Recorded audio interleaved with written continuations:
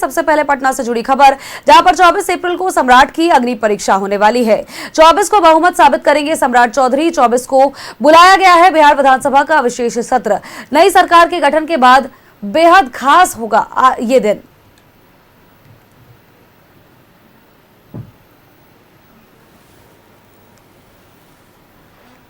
चौबीस को बहुमत साबित करेंगे सम्राट चौधरी। 24 को बुलाया गया है बिहार विधानसभा का विशेष सत्र। नई सरकार के गठन के बाद बेहद खास होने जा रहा है ये एक दिवसीय सत्र।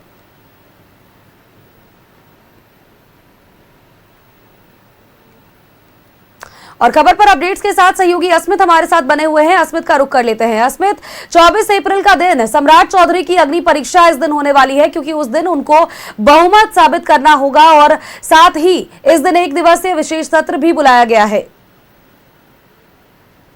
बिल्कुल सोनल, देखिए सम्राट चौधरी बतौर मुख्यमंत्री पहली बार विधानसभा सदन के अंदर बोलेंगे भी और उसका कटाक्ष करेंगे बिहार के नेता प्रतिपक्ष तेजस्वी यादव। सम्राट चौधरी का कल का दिन बेहद अहम है उनके लिए, क्योंकि उनकी सरकार को कल जो बहुमत है वो साबित करना है सदन के अंदर, विधानसभा सदन के अंदर, और इसी को लेकर के ये विशेष सत्र बुलाया गया है। तो इसकी पूरी तैयारी हो गई है। कल विधानसभा में बैठक भी हुआ था, जिस बैठक में तमाम जो लोग हैं, अधिकारी हैं, उनके साथ बैठक की गई थी और सुरक्षा व्यवस्था को पुख्ता करने के लिए कहा गया था। और इसके साथ बतौर मुख्यमंत्री पहली बार कल सम्राट चौधरी जो है वो विधानसभा पहुंचेंगे और विशेष सत्र में शामिल होंगे।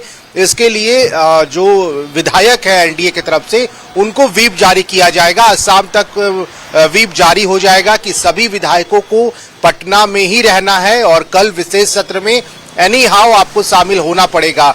जो विधायक शामिल नहीं होंगे, पार्टी उन पर आगे की कार्रवाई कर सकती है।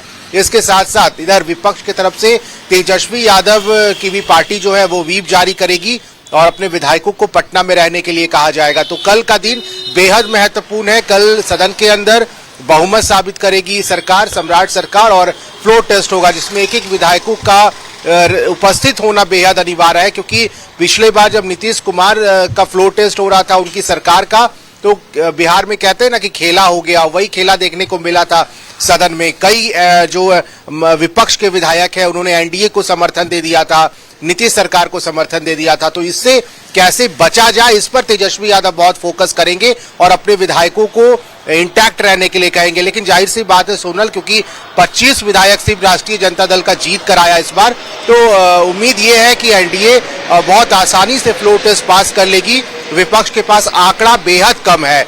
दूसरी तरफ मंत्रिमंडल विस्तार बिहार में, जिस पर सबकी नजरें टिकी हुई है, और हमारे पास जो विश्वसनीय सूत्र है वो ये बता रहे हैं कि लगभग सभी फॉर्मूला सेट हो गया है। बीजेपी और जेडीयू जितने कोटे पर मंत्रियों को पिछले दफे लाया गया था, उतना ही मंत्री को लाया जाएगा। लेकिन पुराने चेहरे के पत्ते साफ हो रहे हैं, यानी कि इस बार जितने भी मंत्री बनेंगे नए चेहरों को मौका दिया जाएगा। और जातीय समीकरण का बिहार में काफी मायने होता है और जातीय समीकरण का ख्याल रखा जाएगा। इस बार के सम्राट सरकार की कैबिनेट में जितने मंत्री शामिल होंगे उन सभी को देखा जाएगा कि कौन जाति वर्ग से वो आते हैं। लेकिन प्रधानमंत्री नरेंद्र मोदी और गृह मंत्री अमित शाह ने इसका पूरा जिम्मा बीजेपी के राष्ट्रीय अध्यक्ष नितिन नवीन को सौंप दिया है। नितिन नवीन देख रहे हैं कि कौन से मंत्री शपथ लेंगे और मई के महीने में, मई के पहले सप्ताह में बिहार में मंत्रिमंडल का विस्तार संभव है। इसके लिए पूरा जो लिस्ट है वो तैयार है। सम्राट चौधरी कल दिल्ली से पटना लौटे हैं और उनके पैकेट में वो लिस्ट था, जिस लिस्ट को दिखाने के लिए, सहमति के लिए वो पूर्व मुख्यमंत्री नीतीश कुमार के आवास पहुंचे थे। वहां उनसे बात हो गया है, बात विमर्श हो गया है और उसके बाद जो है फाइनल लिस्ट जो है वो उसको लेकर के जो दिल्ली भेजा जाएगा उस लिस्ट को, और उस पर सहमति आने के बाद बिहार में मंत्रिमंडल का विस्तार भी देखने को मिलेगा। तो बहुत महत्वपूर्ण है आने वाले दिन बिहार के राजनीतिक दृष्टिकोण से। सबसे पहले कल का दिन बेहद महत्वपूर्ण, क्योंकि कल फ्लोर टेस्ट और उसके बाद बिहार में मंत्रिमंडल का विस्तार। चलिए, नजर बनाए रखिएगा अस्मित, बहुत बहुत शुक्रिया फिलहाल तमाम जानकारियां दर्शकों तक साझा करने के लिए।